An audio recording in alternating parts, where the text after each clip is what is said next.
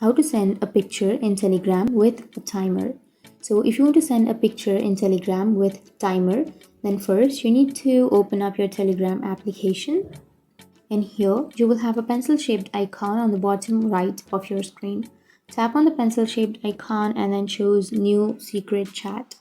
And once you've done that, you can simply scroll down and choose the person that you would like to send the secret chat to. So tap on the person, and here you need to tap on the three dots which will be on the upper right corner, and then you can go for set self-destruct timer. Tap on that, and then you can choose 2 or 3 seconds or 1 second, and then tap on done.